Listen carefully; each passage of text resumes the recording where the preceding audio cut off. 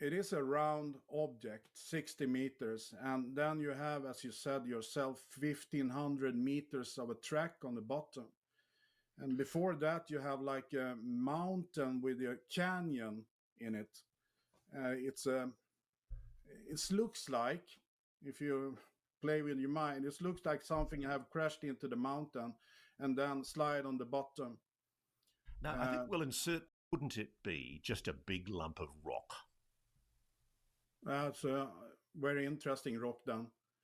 Nothing I have seen before, not my colleagues around the world that are explorers as me.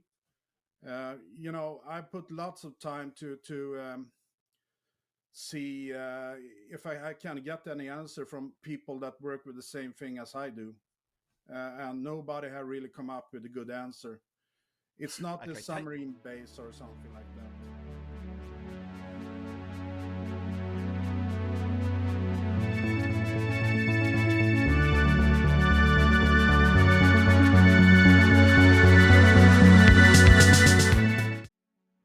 Ross fuckum Coulthart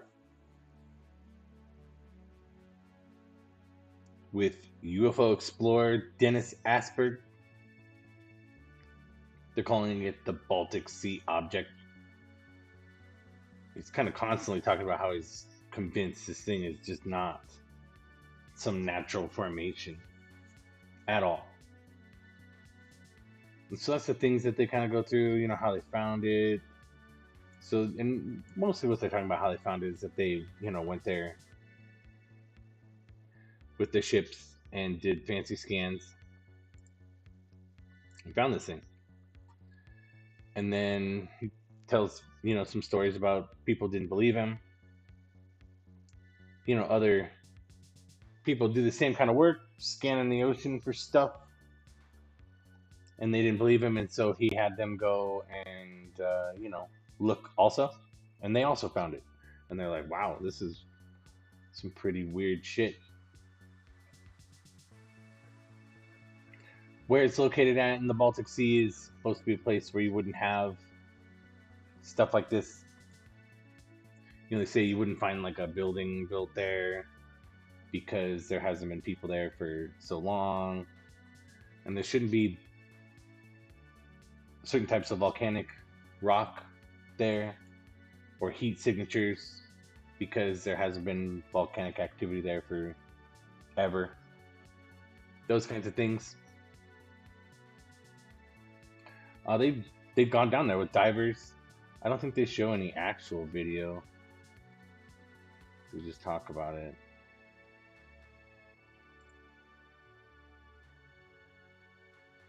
But some divers have gone down there, tried to hit it with their chisels, and they couldn't get anything to come off. So they're talking about there, it's not basalt rock. They couldn't even get it to chip.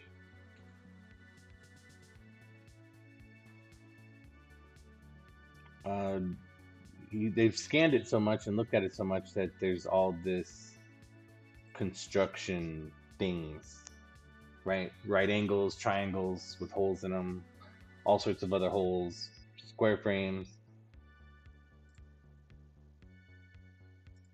It describes every part of the ship. It says, no, it's not Paradilla because we went and looked really close and measured stuff. Plus, it's huge. It's not like a mine. A mine didn't make it. It's not a crater. They kind of go over all that again. Why is he convinced of this? Oh, this is where they talk about the organic material. So they say it's basically, maybe they're only saying on one side, like on the bottom. There's a whole bunch of burned organic material in there, which is really weird to them.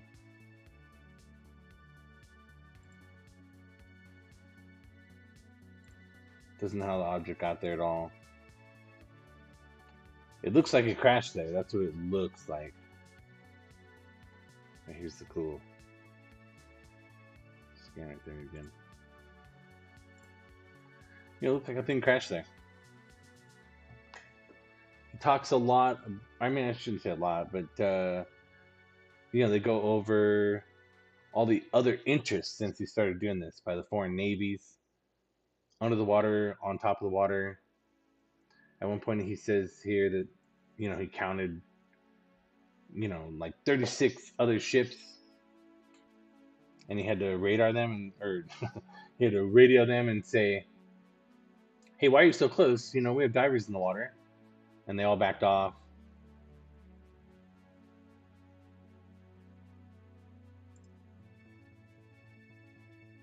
I mean, this is like the most interesting part, this shot.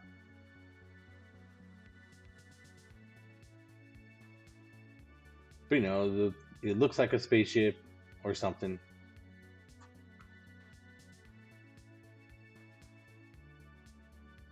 It looks like it crashed there somehow, whatever that means. It's got burned stuff on it. They can't figure it out. It's got all these right angles and etc.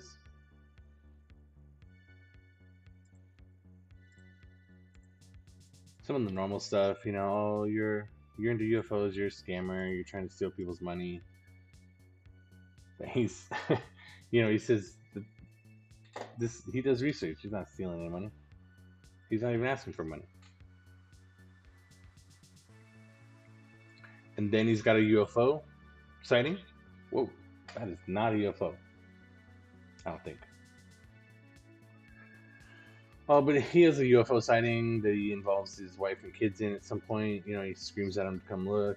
And he describes he even holds up like a little, I don't know what he holds up. Is it a chew can or gum or mints? There it is.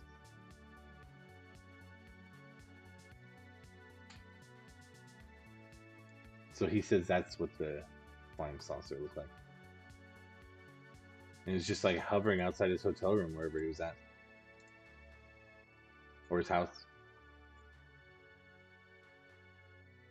This thing's really cool. This is a good interview. I don't think at any point that Ross told anyone to fuck off in this one.